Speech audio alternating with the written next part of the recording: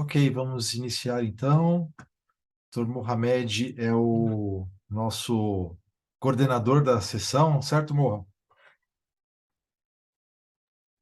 Com o maior prazer. Então, Fica todo mundo ansioso para o dia dessa aula, entendeu? Eu falei para os meninos da Itapevi, o Tércio é o maior estudioso do país de pancreatite aguda, então ninguém pode perder essa aula. Não vai precisar estudar em livro depois, nada disso. Basta seguir a aula. E é importante que ela esteja gravada mesmo, para todo mundo ir lá e rever os conceitos quando tiver alguma dúvida. É um prazer, Tércio. Obrigado, Moha. É bom ter amigos, né? Então, a pancreatite aguda é algo que eu dediquei na minha carreira, né, a estudar, a entender, porque eu via que durante a época da faculdade fui muito influenciado pelo Dr. Armando Casaroli. Quem conhece ele sabe a capacidade de ensino dele, como ele falava de pancreatite. Quando era interno do quinto ano, eu sabia os critérios de Hanson de cor nas visitas, né? E sempre queria dar um passo a mais na pancreatite aguda, até quando eu terminei a minha residência, defendi meu mestrado, e não sabia para que lado ir, né? E aí, junto com o Dr. Samir Haslan, ele me abriu uma porta, né, para que eu pudesse estudar pancreatite aguda e comecei meus estudos basicamente na Universidade de Verona com o professor Cláudio Bassi, onde ele me mostrou um caminho por onde seguir o nosso protocolo, né? E aí a gente começou um protocolo de pancreatite aguda que levou ao meu doutorado que eu fiz em San Diego, e com isso a gente continuou estudando e tendo oportunidades de participar de uma série de situações sobre pancreatite aguda, que é algo que é muito desafiador, né? Eu vou mostrar por quê. Então, eu vou passar de uma maneira contínua. Se alguém quiser parar e perguntar, fique à vontade, ou pode perguntar no final também, a gente vai tentar responder esses pontos. Então, basicamente, a gente vai falar sobre esses aspectos de definição, Parece que a gente aspectos vai dar merda, né? diagnósticos, Só um Gilberto. minutinho, Tarcião. Eu peço para todo mundo desligar os áudios, por favor. Leu? Aspectos diagnósticos e terapêuticos. Então, definição é simples, né, mas é um processo inflamatório agudo do pâncreas com variável envolvimento de outros tecidos e órgãos. Então, a gente não vai perder muito tempo aqui. O pessoal demorou uma semana em Atlanta para chegar a essa definição. A gente vai mais rápido que isso.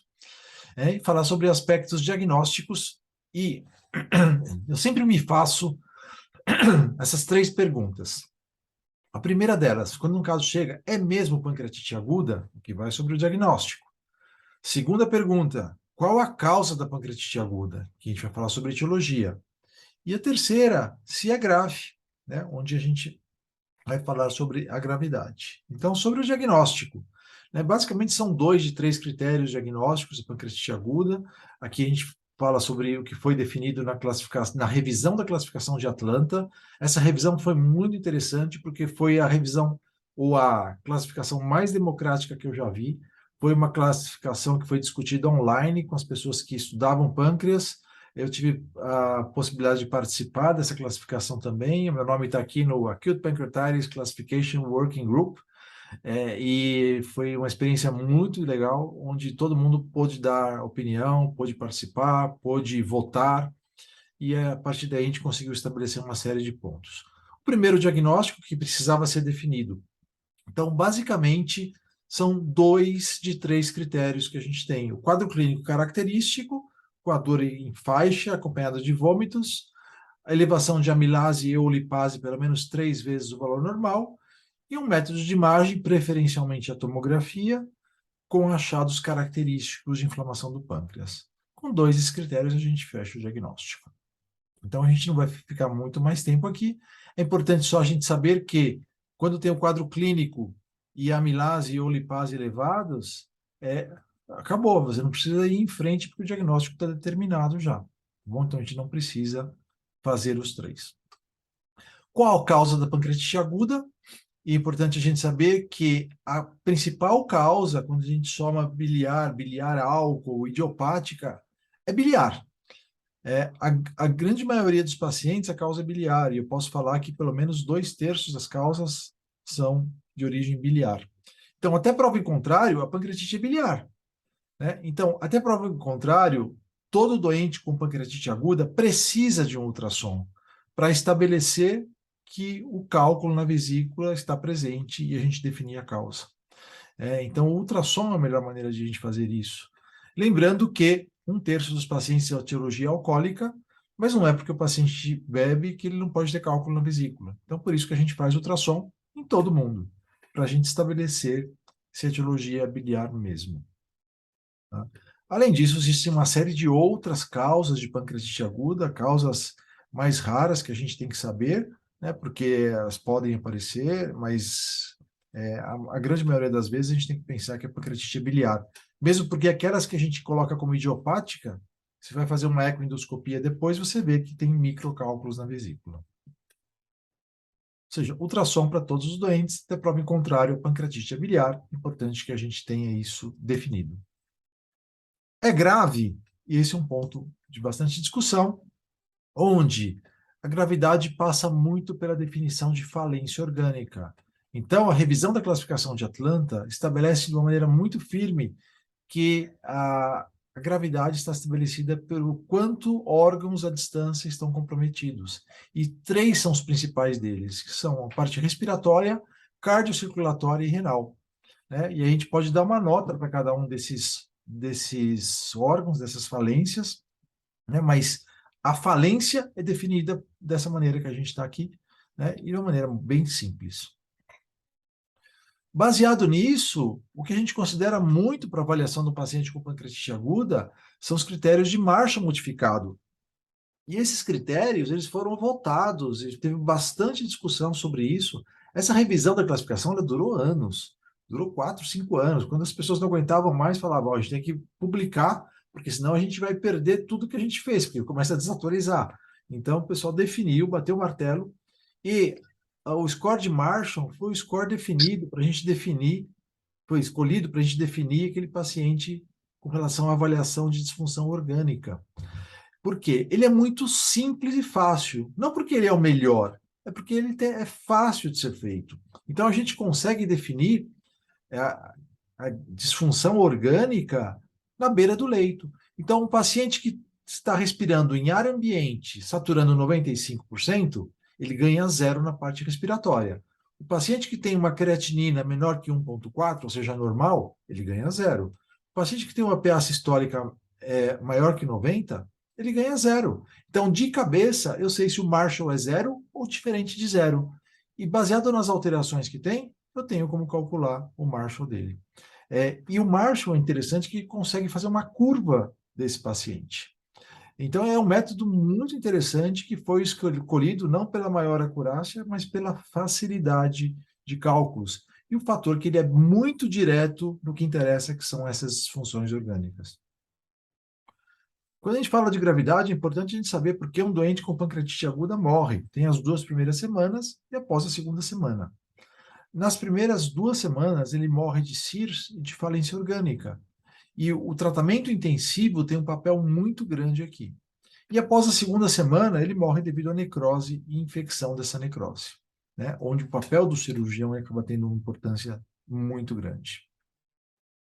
Ou seja, 2 fatores determinam o prognóstico da doença: falência orgânica e necrose. Então, todo paciente que chega com pancreatite aguda, a gente tem que responder para nós mesmos essa pergunta: ele tem falência orgânica ou algum tipo de disfunção orgânica? Ele tem necrose? Porque se a resposta for não, eu já sei que ele cai num caminho mais tranquilo. Agora, se a resposta for sim para um ou para os 2, a gente tem que ficar mais atento. E a partir daí que as classificações de gravidade na pancreatite vieram, desde o simpósio de Marsella há muito tempo, né, e que acabou se repetindo até essa nova revisão da classificação de Atlanta que aconteceu há 10 anos. Então, quantas categorias a gente divide a gravidade? Leve, grave, leve, moderada e grave, leve, moderada, grave e crítica. Né? Então, esse é um ponto de discussão. Até então, considerava-se, quando a nossa formação, tanto quanto interno, quanto residente, e durante a pós-graduação, a gente considerava leve e grave. Mas o problema é que alguns pacientes eram mais graves que outros. Eu lembro uma vez que eu passei um caso para o professor Samir Haslan, lá na enfermaria da Santa Casa, onde eu falei, então, professor, esse paciente tem uma pancreatite aguda grave, Ele falou, espera um pouquinho, você está falando que esse paciente que está sentado na poltrona, lendo o jornal, tem uma pancreatite grave? Eu falei, então, professor, é que ele tem uma necrose considerável do pâncreas. Ele falou, ok, os seus estudos podem falar isso, mas você não me convence. E é diferente mesmo, porque tem um doente grave, que é aquele doente que está na UTI, entubado, fazendo diálise, e esse paciente lendo o jornal que tem necrose, que eles são diferentes. Por isso a necessidade de ampliar, além de ser leve e grave, para mais categorias. E aí veio a classificação de Atlanta, onde estabeleceu uma categoria intermediária entre a pancreatite aguda leve, aquele paciente sem disfunção ou falência orgânica e sem complicações locais, e o paciente com pancreatite aguda moderadamente grave, que ele tem ou uma falência orgânica transitória que se resolve em menos de 48 horas, por exemplo, o paciente com insuficiência renal que chega na admissão, você hidrata ele, a creatinina melhora, ele entra aqui. Ou aquele que tem complicações locais, por exemplo, coleções, necrose, ele entraria nessa situação. E aquele paciente com pancreatite aguda grave, aquele que tem falência orgânica persistente, acima de 48 horas. E pode ser tanto única quanto múltipla. Então, acrescentou essa categoria de moderadamente grave. Entretanto, ao mesmo tempo, e eu sei que ao mesmo tempo, porque o Max Petrov, que é meu amigo da Nova Zelândia, ele liderou uma revisão sobre o assunto, e ele, juntamente com todo o setor lá da Nova Zelândia, colocaram fatores determinantes de gravidade, onde eles mudaram em 4 categorias: leve, moderada, grave e crítica. E o que faz muito sentido para mim, porque é muito simples e determina basicamente o que você vai fazer com o doente.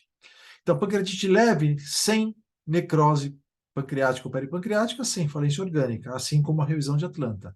Moderada, o paciente tem uma necrose estéril e ou uma falência orgânica transitória, mais ou menos igual a Atlanta. Agora, a mudança vem aqui. Entre a grave, onde você tem uma necrose infectada, ou falência orgânica persistente. E a crítica é quando você tem os dois, necrose infectada e falência orgânica persistente. E essa crítica é aquela que é a indicação cirúrgica. Ou seja, qual o paciente que eu penso na possibilidade de operar? O paciente com pancreatite aguda crítica, necrose infectada e falência orgânica persistente. E por que essa divisão? A mortalidade da grave, cerca de 30%. Da crítica, pode chegar a 50%. Então, existe uma diferença, uma evolução desses processos que eles mostraram com uma série de revisões que eles fizeram.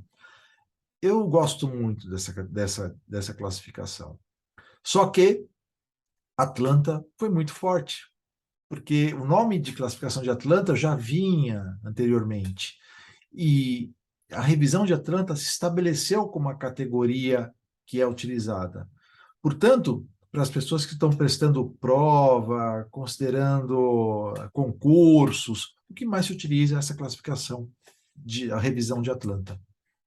Agora, do ponto de vista prático, eu gosto muito dessa categoria, dessa classificação, porque define melhor o que a gente vai fazer com o doente.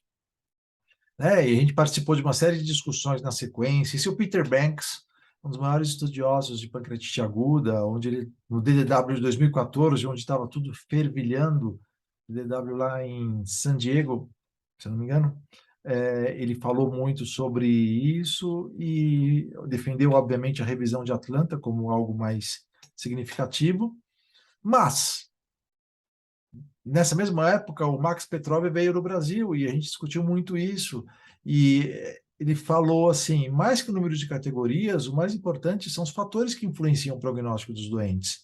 Necrose, infecção, falência orgânica, é isso que importa. Se você vai dividir em 2, 3 ou 4, 2 eu acho pouco, mas 3 ou 4, pouco importa, desde que você avalie essa situação. Tá? E dentro desse processo de avaliação de gravidade, tem algumas ferramentas que valem a gente utilizar também.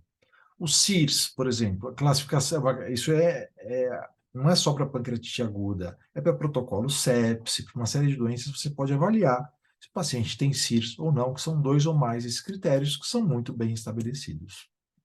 Né? Critérios de Hanson. Os critérios de Hanson, eles têm 50 anos. né? Então, e eles envelheceram, né? E pouca gente utiliza Hanson hoje. Ele demora 48 horas para se obter o resultado. Além disso, ele não permite ser recalculado na evolução. Então, o paciente que tem um Hanson, ele tem um Hanson até o final, né? Então, são esses os 11 critérios de Hanson que a gente tem. São 5 na admissão e os outros 6 que se calculam em 48 horas seguintes. O ponto é, ele tem uma avaliação, um valor ainda para você fazer um protocolo de pesquisa. Você pode incluir naquele protocolo, por exemplo, os pacientes com critério de Hanson maior ou igual a 3. Você pode incluir dessa maneira e definir isso para a inclusão do paciente. Só que ele não tem maleabilidade para você acompanhar um paciente. Por isso que ele tem sido pouco utilizado. Ele dá uma ideia de prognóstico do paciente, mas ele não tem sido muito utilizado. O Apache 2 é um critério muito interessante em UTI, né? São 12 parâmetros, fator idade tem um peso muito grande, só que ele acaba superestimando a gravidade do paciente. Então, ele acaba sendo utilizado no acompanhamento dos pacientes, e o que a gente viu nos nossos estudos dos protocolos prospectivos que a gente desenvolveu na Santa Casa, é que ele tem um valor preditivo negativo muito bom. Ou seja, se ele é baixo, dificilmente o paciente vai estar numa situação mais crítica, mais grave. Então, ele ajuda dessa maneira. Então, a gente utiliza o Apache 2, sim, né, nessas situações. Agora, o Apache 2 elevado pode ser por vários motivos, e não necessariamente que o paciente está realmente grave.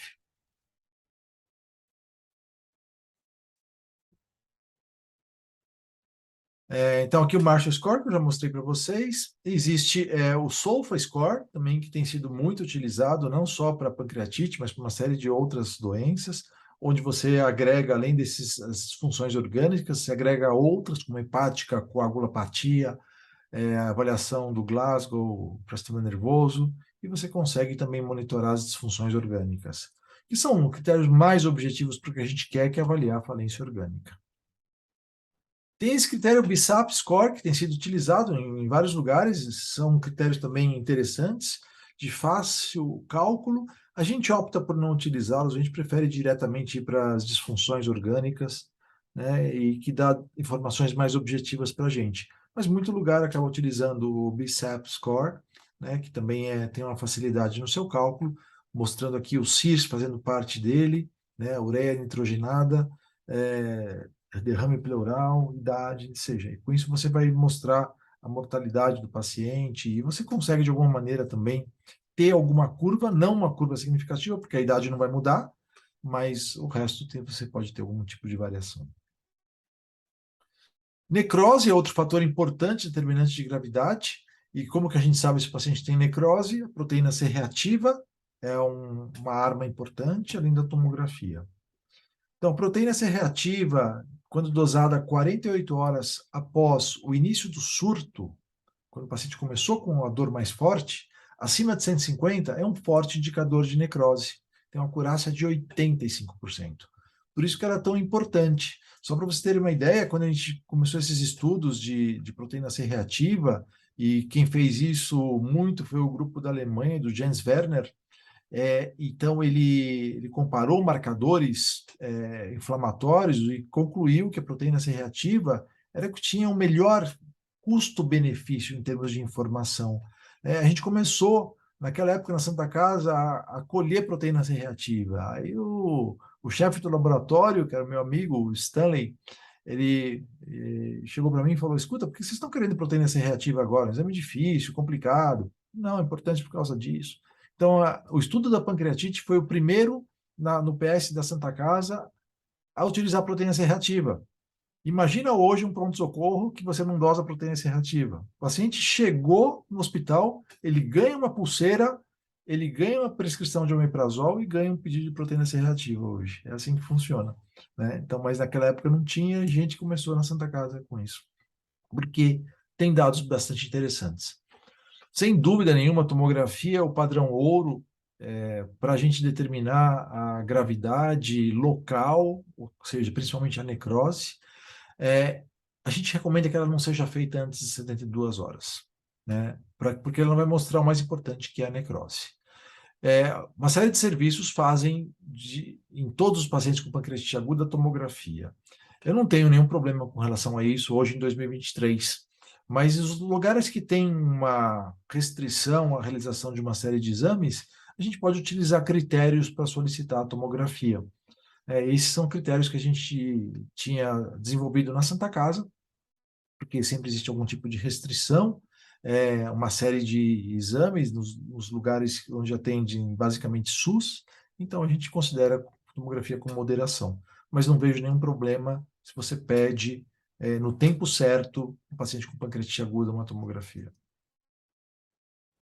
A classificação da tomografia desenvolvida por Baltazar: pâncreas normal é o A, aumento do órgão B, borramento peripancreático C, presença de uma coleção D, duas coleções ou gás E.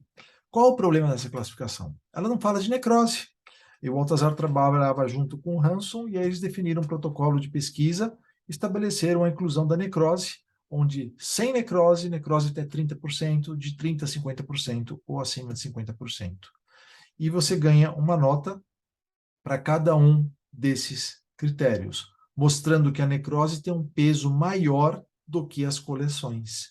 Né? E aí você tem o índice de gravidade tomográfico, o índice de Baltazar-Hanson, que ele vai de 0 a 10. Quanto maior esse índice, pior o prognóstico. Tá? Então, essa é uma classificação bem importante, e é importante todo mundo saber também que não basta falar Baltazar C ou D. Baltazar C com necrose ou sem necrose, porque é algo à parte que não está inicialmente na classificação de Baltazar. A revisão de Atlanta começou a se preocupar bastante com isso, com as classificações locais, e foi uma parte onde as pessoas se debruçaram muito para tentar definir melhor. Um dos pontos o termo abscesso pancreático foi excluído, porque foi feita uma pesquisa perguntando para as pessoas que lidavam com pancreatite aguda qual a sua definição para abscesso pancreático. Não teve nenhuma definição igual a outra. Então, era um termo que cada um interpretava de um jeito. Então, tiraram o termo abscesso pancreático e classificaram complicações locais como essas que estão descritas aqui. Desde a pancreatite edematose intersticial, pancreatite necrotizante ou necrótica, né? Pancreática ou peripancreática, coleção fluida peripancreática aguda, coleção necrótica aguda, pseudocisto de pâncreas e necrose circunscrita, ou a wall of necrosis. Fala, nossa, se foi simplificar, parece que piorou, né? Mas não piorou. Então, na fase inicial, ou você pode ter uma pancreatite aguda com edema só, ou você pode ter uma pancreatite com necrose. Além disso, você pode ter uma evolução no período inicial, que a gente considera no primeiro mês, até 4 semanas, a coleção fluida peripancreática aguda ou a coleção necrótica aguda. Então, o paciente tem uma necrose e essa necrose se fluidifica, formando uma coleção necrótica. Isso tudo dentro do primeiro mês. E na fase tardia, o que acontece? Aquela coleção fluida peripancreática que estava ao redor do pâncreas e que se delimita, formando uma pseudocápsula, após 4 semanas, é o pseudocisto de pâncreas. E a coleção necrótica aguda, depois de 4 semanas, é a necrose circunscrita, ou wall of necrosis. A diferença do pseudocisto de pâncreas da necrose circunscrita, basicamente, o processo que originou a sua formação, sendo que a necrose circunscrita precisa muito mais de tratamento posterior do que o pseudocisto de pâncreas, que tem uma chance maior de se resolver espontaneamente. É basicamente isso que muda. Então, a ideia foi que essa classificação de complicação local tivesse uma lógica fisiopatológica maior. Então, por isso que foi definido dessa maneira. E a gente teve a oportunidade, ainda na Santa Casa, de acompanhar, no período de 1 mês, todas essas situações. Aqui, por exemplo, a gente está vendo o pâncreas, acho que não consigo apontar aqui, mas o pâncreas é bem pouco aumentado de tamanho, né, nessa tomografia. Aqui a necrose peripancreática, a gente vê o pâncreas central com a cor, a atenuação normal dele, né, e ao redor cinza escuro a necrose peripancreática. Necrose pancreática. Aqui a gente consegue ver, principalmente na foto da direita, que falta um pedaço do pâncreas central. No centro tem uma faixa cinza escura. Isso é necrose, separando o parênquima distal, também na atenuação mais clarinha, do parênquima da cabeça, também numa atenuação mais clarinha. Então, essa é uma necrose do pâncreas, necrose central. Aqui a coleção fluida peripancreática aguda, já com uma pseudocápsula, que a gente consegue ver aqui, já praticamente quase toda delimitada.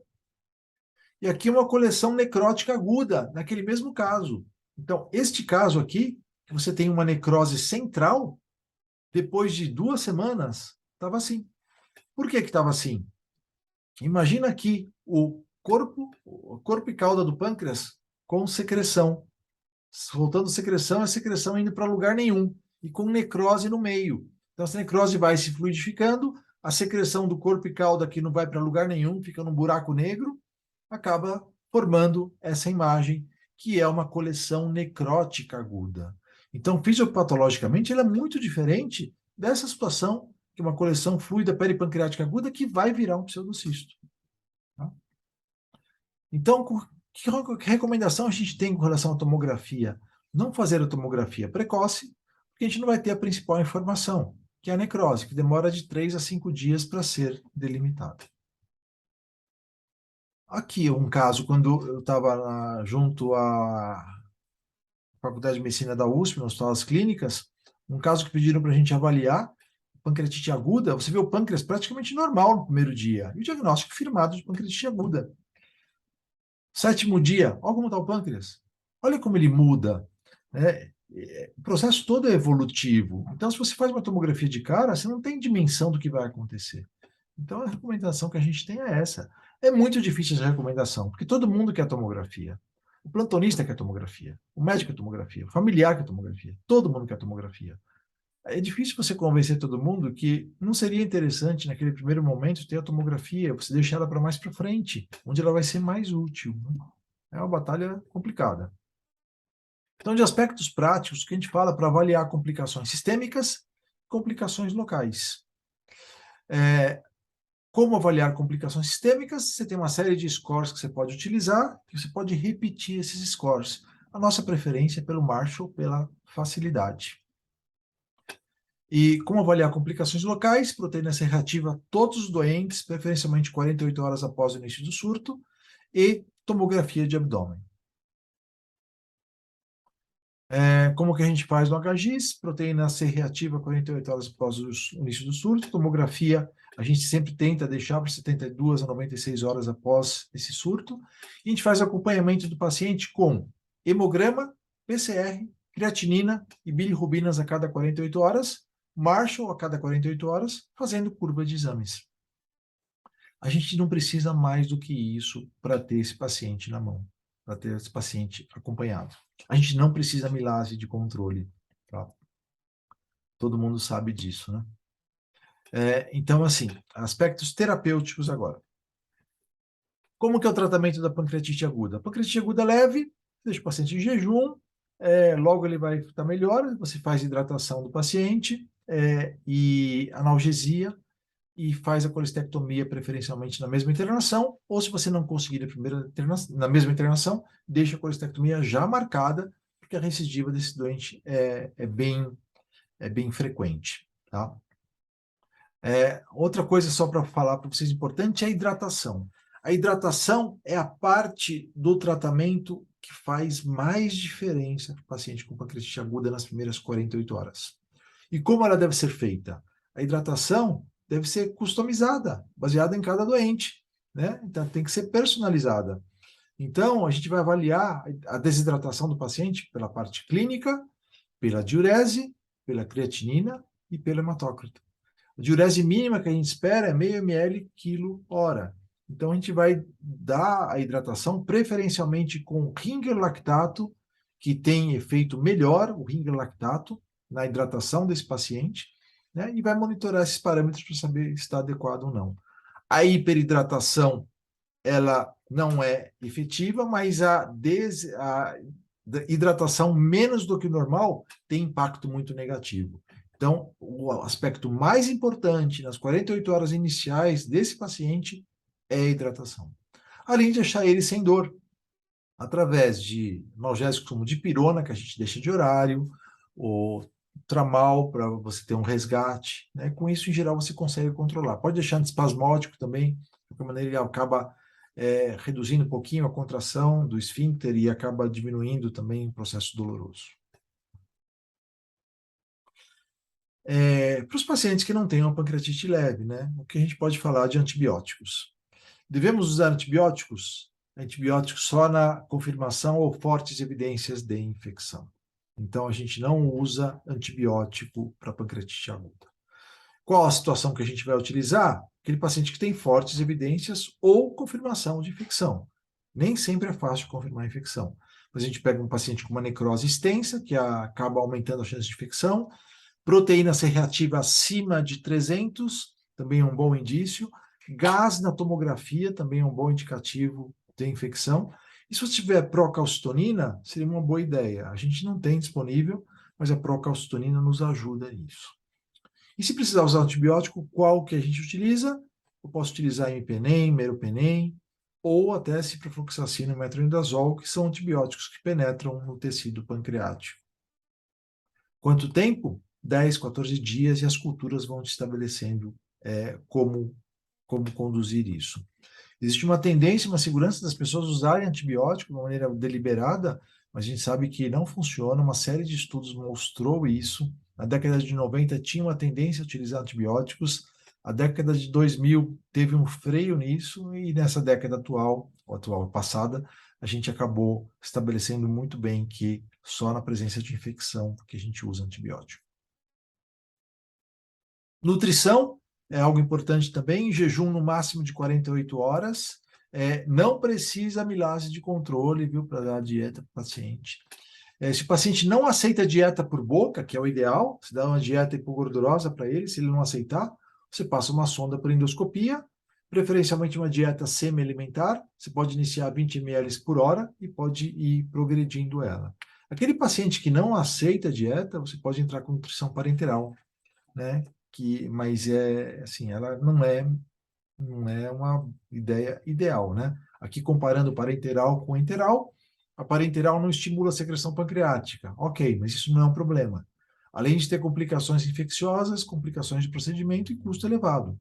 A nutrição enteral, além de reduzir translocação bacteriana, ela é mais fisiológica, tem menor custo. E o estímulo na secreção pancreática acaba sendo pequeno. Ela necessita ser locada por endoscopia ou radioscopia. Quanto mais distal, melhor. Se conseguir colocar ela no jejuno, ótimo. Se não, deixar no duodeno, depois a papila, perfeito. Se não conseguir, deixar no começo do duodeno, ok. E se ela ficar no estômago, também tem estudos comparando dieta no estômago com dieta no jejuno, que também não mostram muita diferença. Então, de qualquer maneira, esse paciente pode receber dieta enteral, e o fato de você não conseguir passar pela papila não é uma desculpa para você não usar enteral. Você vai pingando devagar que, de alguma maneira, o trânsito vai acontecendo. A CPRE. CPRE a gente reserva para o paciente que tem colangite associada à pancreatite aguda, ou aquele que tem o cálculo impactado na papila. Como que a gente sabe que o cálculo está impactado? A bilirrubina vai aumentando. Então, 100% dos pacientes com pancreatite aguda biliar tiveram coledocolitíase em algum momento, que faz parte da fisiopatologia. Então, alguns deles, a gente pode falar aqui de 20% a 30% deles se apresentam ictéricos na internação. Então, a gente monitora bilirrubinas. Se a bilirrubina dele está 3, aí vai para 4,5 e depois está em 6, esse paciente é um paciente candidato a CPRE, para a gente descomprimir a via biliar. A maioria não acontece isso. A maioria, o cálculo passa, mas em algumas situações a gente pode precisar. Ou quando ele fecha critérios de colangite junto, né? E basicamente ele vai estar ictérico, vai ter a via biliar dilatada, e as provas inflamatórias, obviamente, vão estar aumentadas. Cirurgia na pancreatite aguda. Basicamente, começar que a pancreatite aguda leve biliar, ela deve ser tratada na mesma internação para reduzir readmissão. Então, a gente sabe que a taxa de recidiva da pancreatite aguda biliar em 6 meses é 50%. Então, a gente tem que operar esses pacientes. Se você não opera na mesma internação, você tem que deixar o paciente sair do hospital com a cirurgia marcada, senão ele vai voltar com pancreatite aguda. Quando operar, infecção, a princípio, é o que se considera.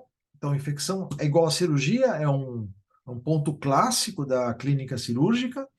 Isso acontece em poucos casos. Tá? Então, a pergunta, como fazer o diagnóstico de infecção? Quando indicar tratamento operatório, como operar? Como fazer o diagnóstico da infecção? Talvez seja uma das perguntas mais difíceis de responder da clínica cirúrgica. Diagnóstico de infecção da pancreatite aguda. Ele é clínico, laboratorial, você pode utilizar procalcitonina PCR, tomografia, punção com agulha fina. Agora, o importante é o diagnóstico no momento correto, não necessariamente muito precoce. Não adianta você ter o diagnóstico cedo disso, você não vai saber o que fazer. Então, clinicamente, a gente seleciona o doente de risco. Qual é o doente de risco? Aquele que tem uma necrose extensa, a partir da segunda semana que começa a ter a infecção, e aquele paciente que tem uma piora. E a piora se caracteriza por uma nova falência orgânica ou agravamento de uma falência já diagnosticada.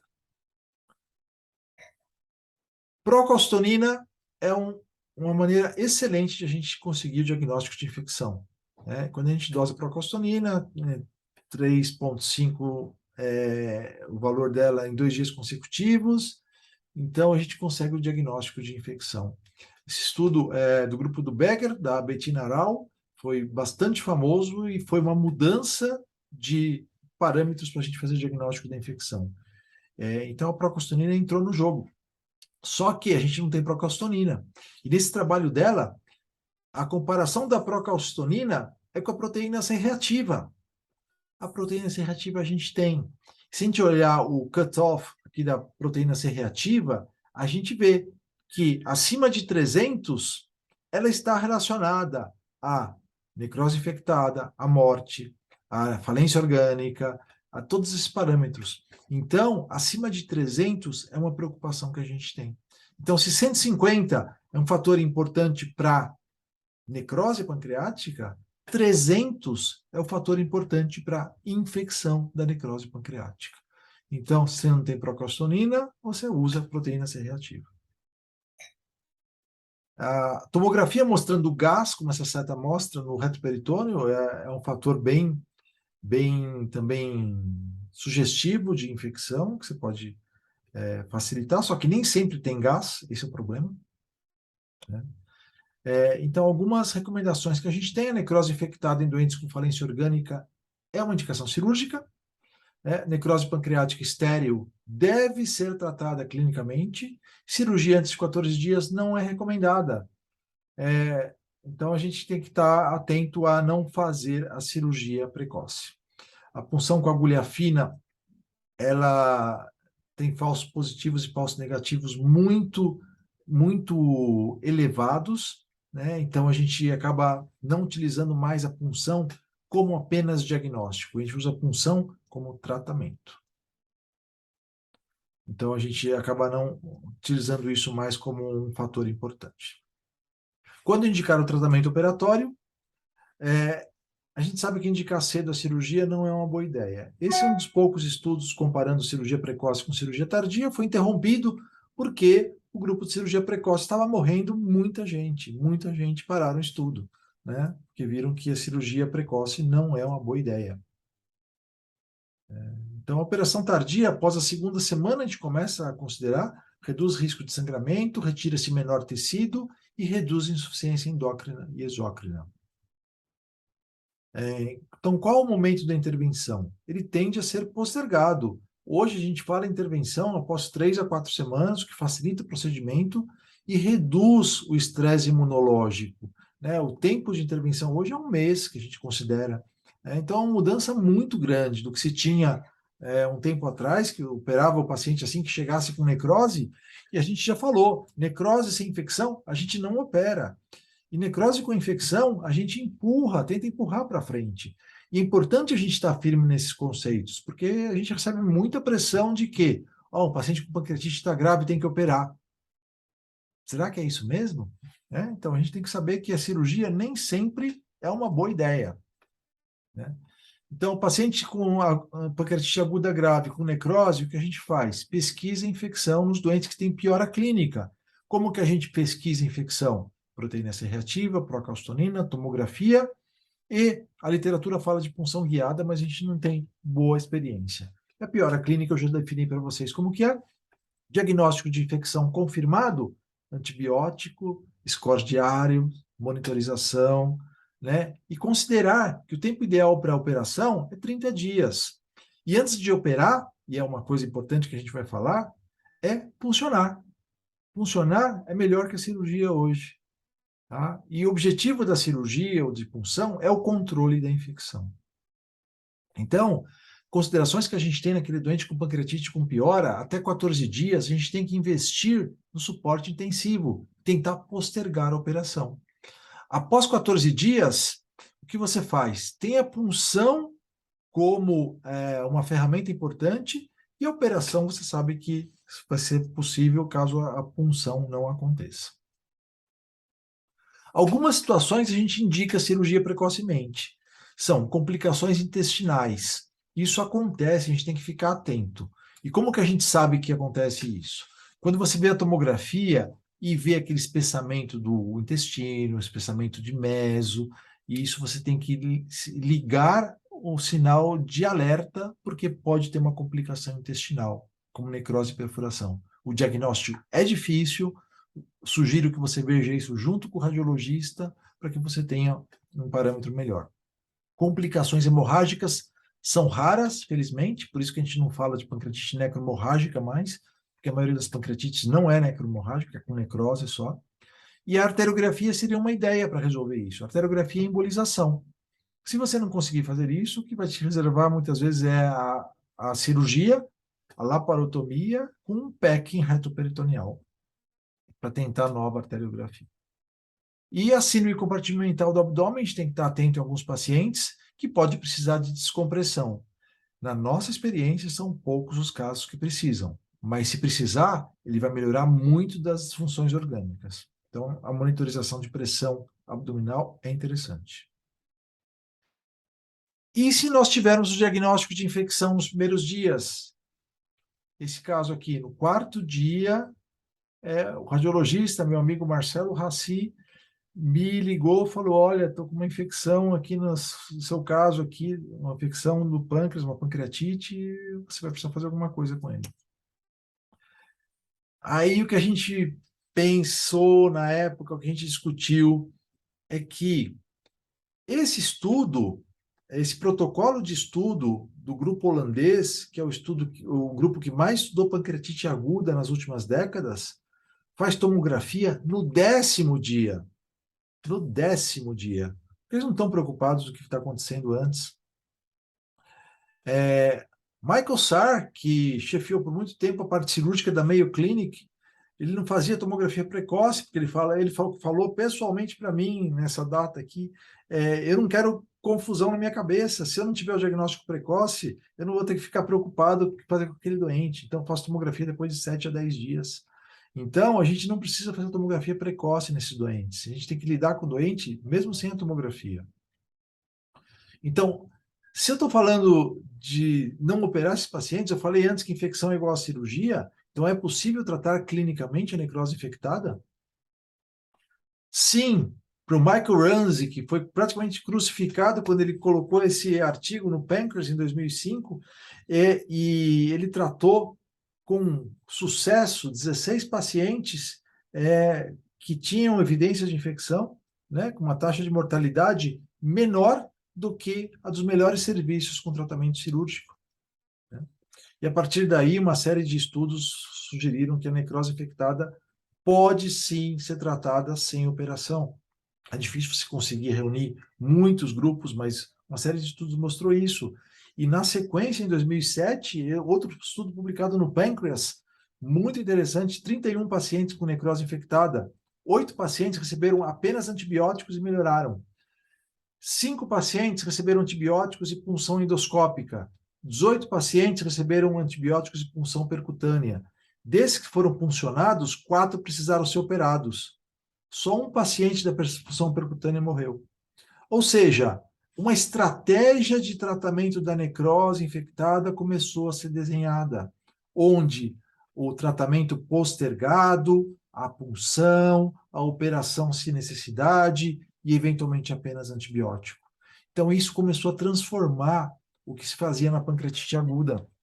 E a gente teve esse caso, bem na sequência desse artigo, né, essa paciente jovem, MC36, com pancreatite aguda diagnosticada, proteína C reativa de 270. A gente fez tomografia no 4º dia, que é o nosso protocolo, gás no reto peritônio. O que a gente fez? Não vamos operar, antibióticos. A gente tinha argumentos na literatura. Aqui, mais uma semana, aumentou a necrose, níveis no retroperitônio, todo mundo preocupado, o paciente bem, o paciente se alimentando, né? Vai manter o tratamento. Aqui, mais uma semana, nova tomografia, mantinha o quadro retroperitoneal, evoluía um pouco de febre, entra com antifúngico, paciente querendo ir para casa, não vai para casa, mas também a gente não vai fazer nada, vai manter o tratamento. E aqui, depois de um mês, a gente fez essa tomografia, foi difícil achar uma imagem que mostrasse esse pouquinho de ar no reto peritônio, né? O que a gente considerou o caso como resolvido, programamos a colestectomia por vídeo nela e fizemos a colestectomia por vídeo depois de alguns dias. A paciente acompanhou no ambulatório e depois de 2 anos ela apareceu com diabetes, né? Que motivou um estudo de mestrado que eu fiz com uma das minhas alunas, a Rafaela Winter, onde ela estudou o que acontece após a tempestade, após a pancreatite aguda, e mostrou que esses pacientes eles podem realmente evoluir com insuficiência endócrina e exócrina.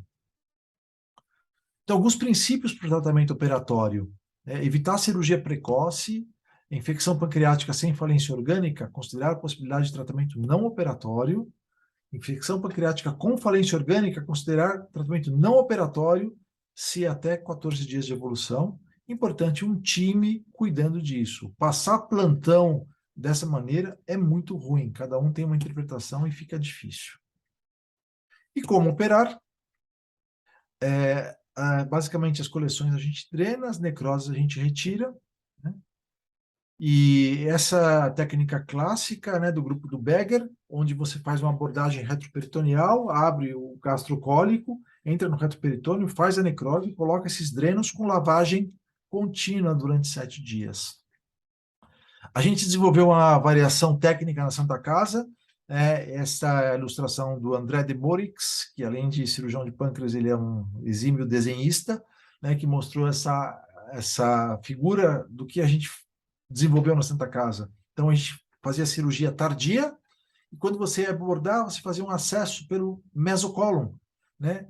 Entrando pelo mesocólon, uma região mais tranquila de entrar, e fazendo a remoção da necrose e drenando aquilo, entendendo que o mais importante é o controle da infecção, e colocando drenos exteriorizados pela parede. Então, aqui mostrando um dos casos que a gente fez, onde faz a punção, você localiza onde está o processo, já a necrose fluidificada com infecção, né? Entrando com um mixer para ampliar o mesocólon, sempre com o cuidado para você não lesar os vasos, né? E aí você consegue achar o local de drenagem, né, através do mesocólon, e retirando depois, de uma maneira cuidadosa, os pedaços de necrose, entendendo que o mais importante é o controle da infecção do que retirar toda a necrose como se acreditava antes. E aqui os drenos que a gente utilizava, os drenos túbulo-laminares, né, drenos realmente intensos, né? A orientação toda que a gente tem hoje é de drenagem fechada, com drenos mais delicados, mas esses drenos eles resolveram muitos pacientes que a gente tinha lá.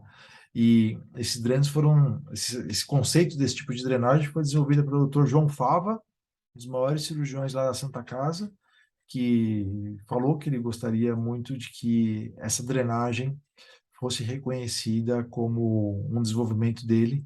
Então, eu aproveito para registrar aqui que a gente aprendeu com ele. O que a gente não faz, que fazia muito essas telas com relaparotomias já de início, se operava o doente, colocava essas telas e reoperava, a gente não faz isso, né, como princípio. E aí surgiu o tratamento minimamente invasivo, transparietal, videolaparoscopia, endoscopia ou a necrosectomia retroperitoneal. Aqui é uma maneira de fazer a necrosectomia retroperitoneal. Essa eu nunca fiz, né? Mas a gente pegou esse caso aqui do pessoal da Europa, né? Pessoal da Escócia, onde você tem um equipamento como se fosse um retossigmoidoscópio, entra à esquerda, né? Só serve para essas necroses que estão à esquerda, entra lá e vai com uma pinça, vai tirando os pedaços de necrose, exatamente como se fosse um retossigmoidoscópio. E depois você coloca um dreno lá dentro. Eu nunca fiz esses casos assim. Agora, esse caso, por exemplo, um caso que a gente teve em Santa Casa, eu tratei com o Dr. Alexandre Sassatani, um paciente que chegou com uma pancreatite grave, 21º dia de internação, fez essa tomografia, a gente olha aqui à esquerda, uma grande necrose fluidificada em toda a região à esquerda, e a paciente piorou bastante nesse dia, teve que ser entubada, e a pressão era para que fosse feito um procedimento cirúrgico nela, né? Paciente obesa, né? Então a gente optou por fazer um tratamento minimamente invasivo à beira do leito, lá na UTI. A gente chamou o radiologista para nos ajudar, né, com material estéril, né? Então a gente fez uma punção inicial para localizar o ponto onde tinha a secreção, né? E aí você consegue saber exatamente o local que o radiologista nos mostrou, faz uma pequena incisão e a partir daí você coloca um dreno de pigtail, né, para fazer a drenagem. Então você coloca esse dreno para fazer a drenagem do local. A gente acabou colocando 2 drenos aqui, né? Importante também, nessa hora, coletar exame para cultura, porque a cultura vai direcionar todo o antibiótico desse paciente. É isso que a gente obteve da drenagem, praticamente 2 frascos, né? 1,5 litro de secreção que a gente tirou aqui do reto peritônio, né? O paciente teve uma melhora significativa do quadro, permaneceu com o dreno, foi estubada, depois de mais 3, perdeu o dreno depois de 2 semanas, ele começou a piorar novamente, evoluiu com sinais de infecção, piora das disfunções orgânicas, foi optado pela cirurgia convencional, mas bem mais tardiamente, depois de 40 dias já, onde foi feita a necrosectomia daquela maneira que a gente faz, né? E a paciente evoluiu bem, ficou internada 100 dias no hospital e teve alta, né? E conseguiu se recuperar, né? Então, é uma estratégia de tratamento que existe. Postergar, funcionar e operar depois na sequência. Esse é um outro caso que a gente teve, a gente colocou esse tipo de catéter, que era o que a gente tinha lá, o Shire, só que ele não estava drenando, a secreção era muito espessa. A gente levou para o centro cirúrgico e ampliou, né, guiando pelo próprio catéter que o radiologista colocou, né? E aí a gente colocou um dreno mais grosso depois, que permitiu que a drenagem acontecesse de uma maneira melhor, né, já que a secreção era muito espessa. Aqui um outro caso que a gente faz o acesso pelo mesocolo, onde a gente faz a aspiração. Isso pode ser feito por vídeo também, né? A gente teve um caso que a gente acabou fazendo por vídeo, mas é importante a gente fazer o tratamento do paciente da maneira mais adequada, com o material que você tem seguro, né? Se tem por vídeo, excelente, dá para fazer. Se não tem vídeo, você pode fazer aberto também, tá? Então, você faz esse acesso, não precisa ampliar muito, da necrose você tira com cuidado, né? E se tira preferencialmente digitalmente, o que eu aconselho. Faz uma lavagem na parte retroperitoneal para trazer mais conteúdo, trazer mais necrose, né? E com isso a gente conseguiu reduzir reoperações, reduzir mortalidade dos nossos pacientes e melhorar os resultados que a gente tinha da pancreatite aguda.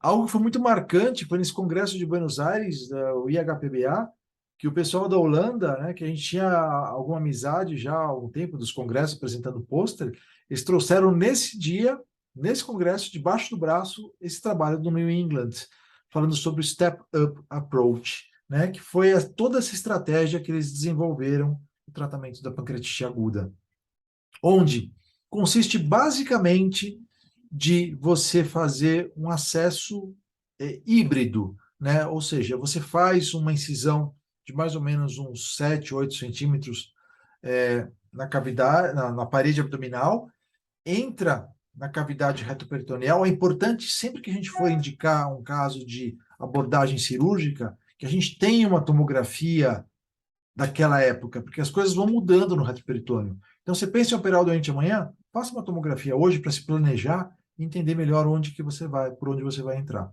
Então, por aí você faz a incisão com materiais de laparotomia disponíveis em qualquer centro cirúrgico, né? Aí você usa uma ótica de vídeo, usa essa ótica de vídeo no reto peritônio e vai com uma pinça de laparotomia normal, você vai retirando os pedaços de necrose e também aspirando e drenando aquela necrose infectada. Importante novamente falar que mais importante do que retirar toda a necrose é que você tenha o controle da infecção. O controle da infecção é muito importante para isso. Então, dessa maneira, você consegue, com materiais convencionais, fazer um procedimento bastante adequado, né? Dentro da estratégia Step Up Approach. O que é o Step Up Approach? Decidiu que tem indicação cirúrgica, porque o paciente ele já está por volta de 3 a 4 semanas, ele está com a piora da função orgânica ou piora de atividades inflamatórias. Então, se opta por operar, funciona antes.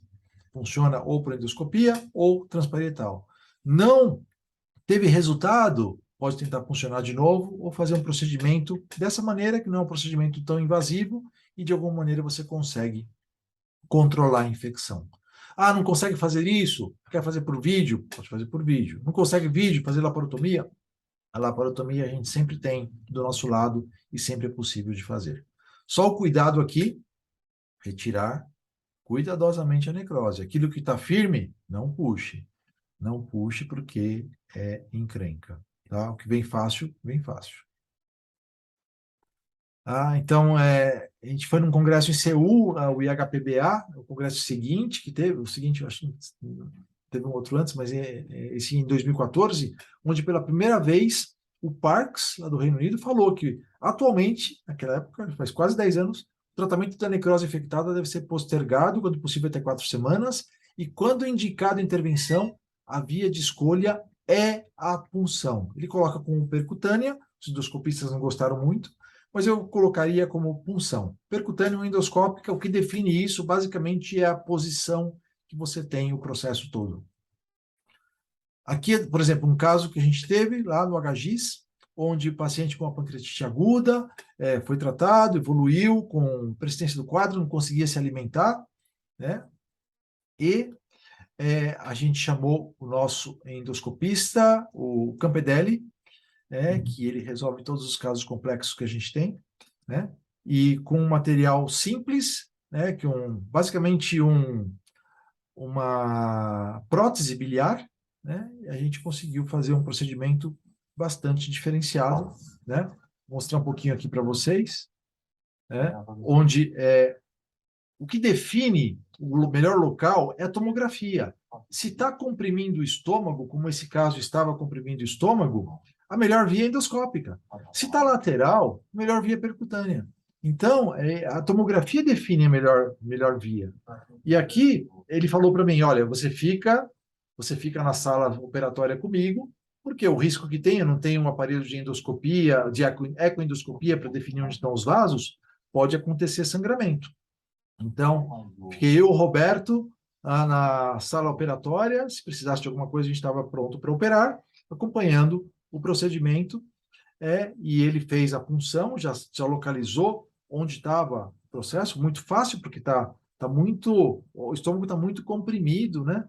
Então, você consegue determinar com facilidade onde está esse processo, né? E a partir daí você faz uma comunicação do reto peritônio para o estômago, né? O que faz com que a gente consiga ter uma melhora significativa do paciente. Tá? Então, é um procedimento que, obviamente, tem que ter conhecimento para fazer. Agora, eu diria que, de tudo, o mais importante para a gente fazer isso é o endoscopista experiente. O endoscopista experiente, com materiais habituais, ele consegue fazer isso com bastante sucesso, tranquilidade. E ele consegue reconhecer também aquele caso que, olha, esse caso não dá, como ele já falou para mim alguma vez. Então, o endoscopista experiente é algo muito valioso numa situação como essa, né? E que permite que a gente consiga ter sucesso no hospital secundário, como o HGIS, a gente consegue fazer um tratamento de ponta para um paciente com pancreatite aguda, um tratamento totalmente minimamente invasivo e que a gente consegue ter uma evolução com sucesso.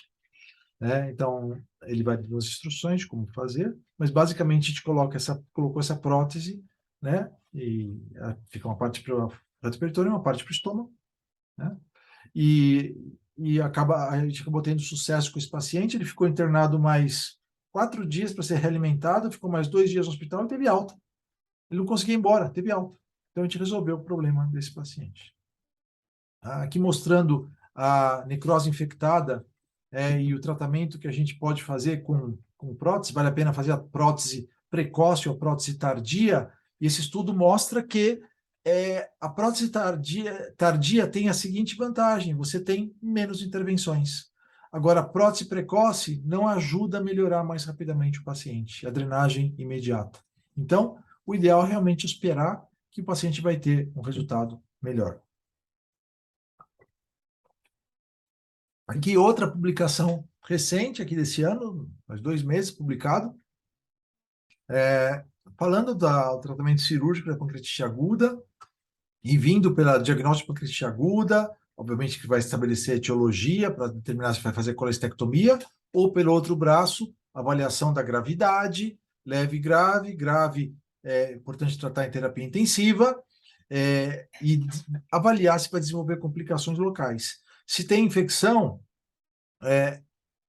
você vai avaliar a condição do paciente, né? Se ele tem uma condição de estabilidade boa, tratamento não operatório. Se ele está evoluindo com uma piora, você vai considerar intervenção. Intervenção, a necrosectomia, onde o tratamento minimamente invasivo ele tem um papel importante, mas sabendo que você vai poder operar esse paciente eventualmente. Né? Reforçando aqui esse estudo, os guidelines e o padrão que tudo que a gente falou, né, continua ainda válido. A gente sabe de gente que faz necrosectomia laparoscópica como uma opção para alguns pacientes, mas eu volto a falar, o tratamento minimamente invasivo, com punção endoscópica ou transparietal é a situação de escolha. Alguns pacientes podem precisar de algum procedimento para remoção da necrose posterior, que pode ser feito por endoscopia, né? Mas a gente vai saber isso posteriormente. A princípio, o tratamento minimamente invasivo é o que deve ser planejado para esses pacientes.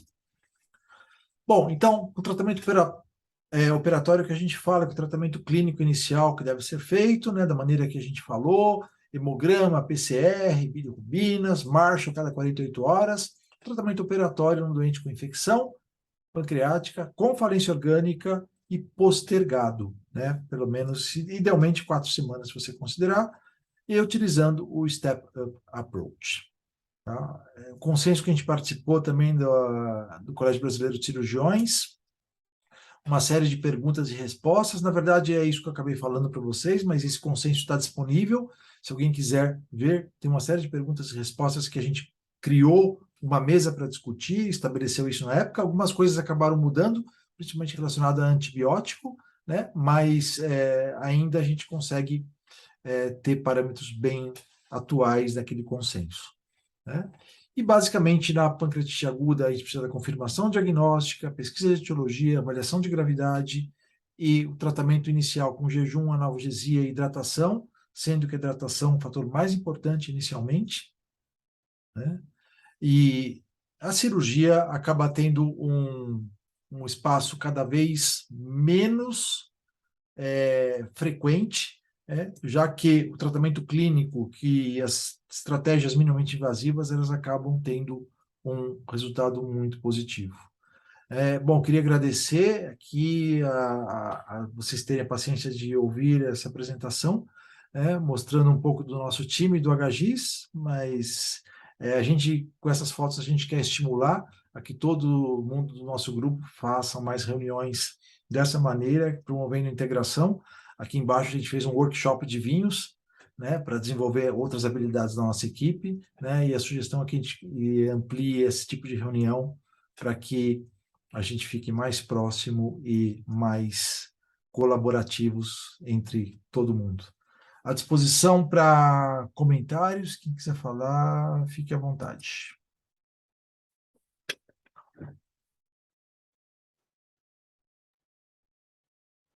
Sensacional, hein, Terção? A aula vai Aí ainda, mudando, né? Morra. Cada vez que a gente vê, é sensacional. Eu pensei que você não ia falar do caso, cara. Eu pensei que você não ia falar daquele caso do HGIS. Eu falei, eu vou ter que lembrar, porque o que tinha de pressão para que se operasse aquele caso, e só o cara como você para poder segurar ali. Eu lembro desse caso da gente estar passando e o pessoal da UTI querendo que operasse,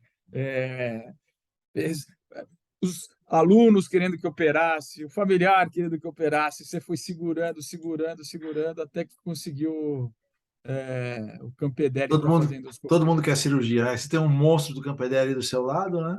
Aí facilita a vida, né? Aí não tem como, mas olha, acabou segurando ali. Não tem mais cirurgia para isso, né? É igual a doença do refluxo, né, Terção? Não tem mais, Tipo né? Não se isso, opera mais, tipo não se isso. opera mais pancreatite, né? É verdade. Você sabe que o consenso que você listou agora, a gente tem, né? Lembra que a gente falou? Eu tenho até guardado, eu abri agora que você falou aqui. A gente podia, numa outra aula, colocar as perguntas ali para ver se o pessoal assimilou a aula Sim, ali. sim, pode ser feito, sim. É É, uma atividade bem interessante. gravado. Pessoal, vamos aproveitar. Vamos aproveitar que a gente espera uma vez por ano para ter essa aula aqui, Uhum. que é para a gente relembrar tudo. Vamos aproveitar. Casa cheia. Ninguém tem pergunta? Vou começar eu a fazer pergunta, pô. Vixe, aí é Conheço o Terço há tantos anos, mas sempre tenho dúvida quando fala de pancreatite, né? Sempre as Eu pâncreas também, surgem. viu? Eu também. Você sabe que a gente tinha na época o residente vinha lá na Santa para passar, né? Ó, pancreatite aguda biliar, Apache 2 tanto, Sulfa tanto, Marshall tanto. Como é que o cara tem que passar agora, Terção? O que você precisa saber? O que você espera quando você vai receber uma visita lá de um residente passando o caso? O que você quer saber do residente? Nós estamos com todos os residentes aqui. A partir de amanhã vai ter que ser assim, ó, do jeito que você pedir. O mais importante que eu vejo aquelas 3 perguntas iniciais são muito importantes. Ou seja, é pancreatite mesmo? Então, se é pancreatite, a gente já fala pancreatite aguda, qual a causa da pancreatite aguda e qual a gravidade. E é importante a gente saber a gravidade. Se é uma pancreatite aguda leve, moderadamente grave ou grave. Apesar de eu gostar mais da outra classificação, eu reconheço que a de Atlanta, que foi a que eu participei, ela é mais popular. E é importante que vocês estejam fluentes nessa classificação, né, da gravidade. Outra coisa importante também é quando o paciente tem tomografia, a classificação tomográfica adequada, né? Que é o Baltazar, A, B, C, D ou E se tem necrose ou não tem necrose. Quanto de necrose que tem? Porque é informação importante. Então, são pontos que já nos posicionam para que lado a gente está indo. Outra coisa que é importante, não colhe amilase de controle. Não precisa de amilase de controle. Não serve para nada. Não é critério prognóstico. Então, a gente não usa amilase de controle. Tem outras coisas muito melhores para a gente controlar o doente do que a amilase, né? Então, não precisa fazer curva de amilase. Então, esse é um fator importante. E o entendimento dos princípios da programação do paciente. O que aquele doente precisa. Então, a gente tem que saber que em 48 horas a gente tem que alimentar o doente. Se a gente não for alimentar, a gente tem que passar uma sonda e dar dieta por sonda. Porque senão o paciente vai esticando, de repente você vai ver está uma semana em jejum. E a dieta a gente tem que ir progredindo, a dieta interal progredindo progressivamente, né? Então, se o paciente está 48 horas, ele está relativamente estável, não está entubado, dá dieta por boca, vê se ele aceita dieta por boca, né? Pode ser uma boa ideia. E se não aceitar, aí você passa a sonda. Essa parte é muito importante. E na fase inicial do doente, a hidratação ela é chave. ela é chave para que o paciente recupere uma disfunção renal, para que ele passe de uma falência orgânica permanente para uma transitória.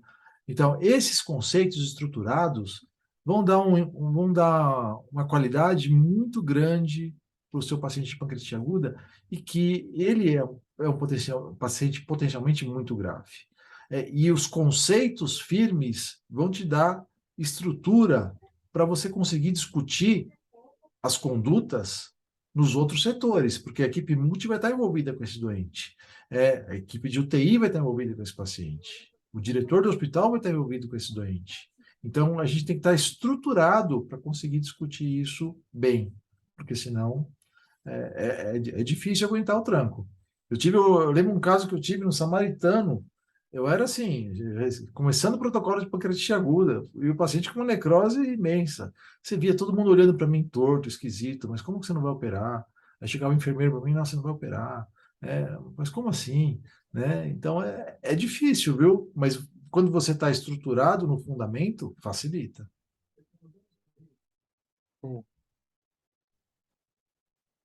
Alguém tem alguma pergunta? Eu Galo. tenho. Diga, Ô, Galo. Tércio, mais uma vez, parabéns. Olha, eu desafio qualquer residente a pegar todos os livros que tem em casa sobre pancreatite, ler tudo, sua aula vai estar mais completa. Ah, Eu Os falei, amigos. eu É um falei tema lá, muito difícil, né, de ficar atualizado. eu falei Todo exatamente ano isso, muda. Gali Itapevi. Eu falei, ó, vocês vão assistir a aula, não precisa pegar em livro. Não precisa ir lá estudar no livro e tal, não precisa. Vocês precisam assistir a aula só. Exatamente. Tércio, duas coisinhas para tirar dúvida. Aquele paciente que internou, geralmente interna com antibiótico. A gente Era sabe isso, que né? não tem indicação. A gente avalia esse paciente depois de 2, 3 dias. Você vê algum problema em tirar o antibiótico mesmo sem ser uma pancreatite leve? eu acho ótimo tirar o antibiótico, eu tiraria o antibiótico. Eu tiraria com gosto. Né? Uhum, A gente faz perfeito. isso. A gente faz isso, porque eu entendo que as pessoas ficam receosas de dar antibiótico, né? Mas a gente tira, porque a gente tem que estar estruturado no nosso fundamento, né, do tratamento do pancreatite agudo. A gente tem que estar firme nele. Então, eu não posso ver que os estudos falam um monte de coisas bem definidas, eu falo, não, vou fazer diferente. Né? Não dá. Tem que ter Perfeito. evidência. Agora, se tem esse paciente, por exemplo, tem uma proteína C reativa de 300, 350, subindo, aí é uma situação que eu fico um pouco mais preocupado. Sim, Mas perfeito. se não for isso, eu tiro mesmo. Ótimo. E a outra pergunta, Tércio, é quando já passaram ali 4 semanas, o paciente tem coleções grandes, não está tendo evolução favorável, a gente opta por puncionar. Puncionar, esvaziar ou deixar dreno? Se eu puder fazer uma derivação interna, é o que eu prefiro. Para mim, número um, quando você consegue drenar para o estômago, você resolve totalmente o problema. Número dois, eu faço uma punção colocando dreno transparietal. Qual o problema disso? Você pode evoluir com uma fístula pancreática depois, né? Mas, ok, é um problema de cada vez, né? Mas aí eu punciono e deixo um dreno. Um pigtail é o dreno que eu mais gosto para isso.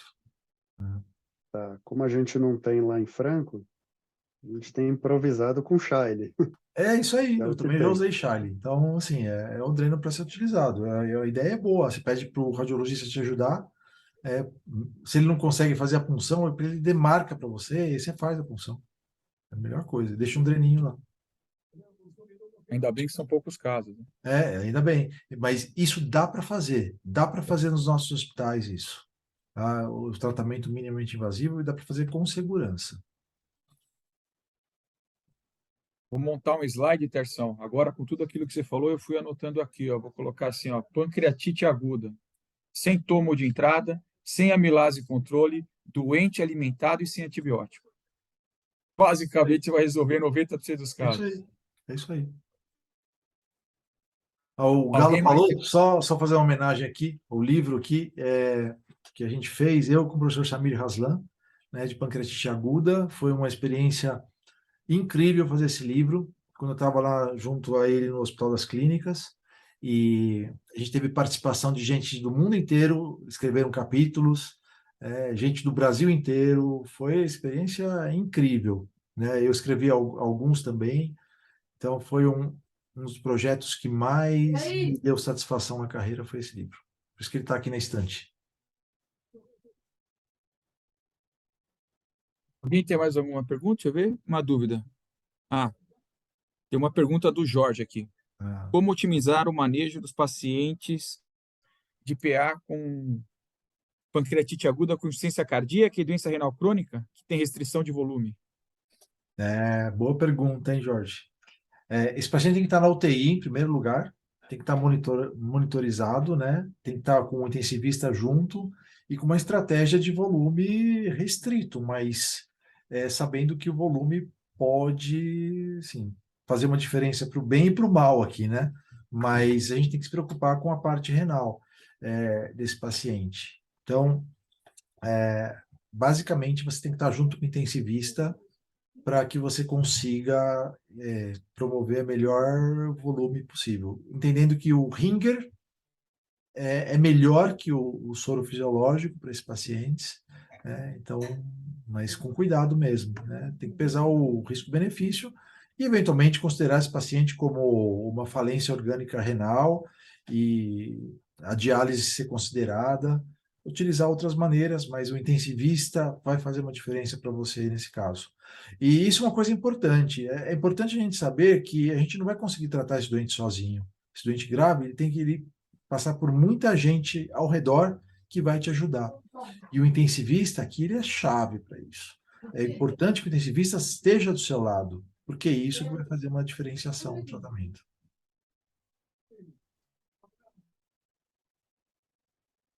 Tércio, mais uma perguntinha minha. A gente opta, a preferência é fazer a colecistectomia, de preferência na mesma internação. E quando tem complicações? Coleção grande, Boa quando pergunta. Quando Então, assim, operar? quando tem necrose, a recomendação é de a gente esperar. Porque se você opera, você aumenta a chance de infecção da necrose. Então, a necrose por si só já fala para você esperar. Então, o que a gente sugere é que nos pacientes ou que têm complicações, ou que locais ou sistêmicas que não estejam prontos, esses pacientes eles esperam mais. Esperam 1, 2 meses, né? Até 2 meses eu acho que é um período tranquilo, desde que ele esteja recuperado. Se ele não estiver recuperado, você continua esperando mais, né? Então, é importante que ele esteja bem para a cirurgia. Em geral, 2 meses é um período bom. A chance de recidiva existe, mas ela vai por volta de uns 20%. Se orienta a alimentação, né? Então, é o que eu faria como estratégia. Uma pergunta da Daniela aqui, Terção. Às vezes vemos pacientes bem clinicamente, mas com PCR de 300, com tomografia de entrada, e que condições de alta no quarto dia. Como proceder nesses casos? Pois é. Eu fico atento, porque proteína C reativa de 300, tomografia de entrada não confio para necrose, né? E proteína C reativa de 300 é um nível que me deixa bastante preocupado, porque é um nível de infecção. Então, o que eu faço? Eu repito, proteína C reativa, eu quero ver se ela, para que lado que ela está indo, né? E o problema dessa tomografia de entrada é por isso que eu não gosto de tomografia de entrada. Porque agora era a hora da tomografia. É agora. E quando você faz a tomografia de entrada, você já queimou uma tomografia, vai fazer outra tomografia na sequência em menos de 4 dias. É o problema. Por isso que a tomografia de entrada é só para quem não tem diagnóstico firmado.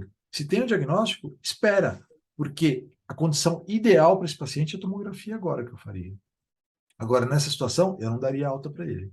Eu teria curva, faria avaliação de scores, eu avaliaria como que ele fica e se ele evolui com distensão, eu ficaria com o exame abdominal um pouco mais sensível para distensão abdominal. Às vezes o paciente está comendo, mas você vê que o abdômen está um pouco distendido, porque a chance de ele ter uma complicação local é muito grande.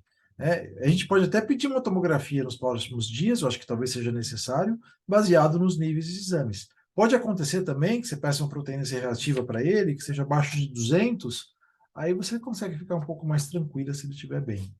Mas é um paciente que me preocupa, viu? Eu não ficaria tranquilo em dar alta para ele, eu não daria alta. Boa. Tercião, colicistectomia na mesma internação. Que dia que você faz a colicistectomia? Que parâmetro você usa para não descartar, mas para minimizar a chance de coledocolitíase? Se você usa algum protocolo, se tem se alguém está usando coluna de ressonância de rotina para indicar posteriormente quem tem, e se você usa gama GT como parâmetro para indicar ou não. Pergunta boa essa. Porque, assim, o ideal é você fazer a colestectomia na mesma internação, nos serviços que permitem isso, né, que tem disponibilidade. Quando não permite, você sai com cirurgia marcada. Então, assim, quando a gente faz a cirurgia muito cedo, ou seja, o paciente chega com pancreatite aguda, em 2 dias está bem, se opera naquele dia, a chance de coledocolitíase aumenta muito, né? Porque o cálculo ele está passando ainda, né? Ele saiu da vesícula, está no colédoco, parou lá junto da papila, causou pancreatite aguda, e ele está passando. Então a gente espera um pouquinho mais. O período entre 5, 6 dias me parece o período ideal para a gente fazer uma menor chance de coledocolitíase. A gente fez um estudo na Santa Casa com o Gustavo Parreira, com o Ronaldo, né, sobre essa situação de fatores preditivos de coledocolitíase na pancreatite aguda. E a gente viu que um fator interessante é você pedir um ultrassom naquele dia anterior à cirurgia, ou no mesmo dia da cirurgia. Se tiver dilatação de vias biliares, é o fator mais importante que você tem sugerindo coledocolitíase. E, por outro lado, a gama-GT não tem valor na pancreatite aguda para você ser preditivo da coledocolitíase, porque ela vai estar sempre aumentada. Diferente da paciente com cálculo biliar normal. Cálculo, colelitíase, né? Sem complicação. Que você vai fazer uma colestectomia e a gama-GT te ajuda a saber se tem coledocolitíase ou não. Na pancreatite aguda, ela perde, porque o pâncreas já está inflamado e já causa algum tipo de estase, e ela vai estar elevada. Então, não é um parâmetro bom. O parâmetro bom é ou o paciente ictérico ou o paciente que tem dilatação de vias biliares no ultrassom antes da cirurgia. Perfeito. Vamos lá, pessoal? 1h30 de discussão, hein? Alguém tem mais alguma pergunta?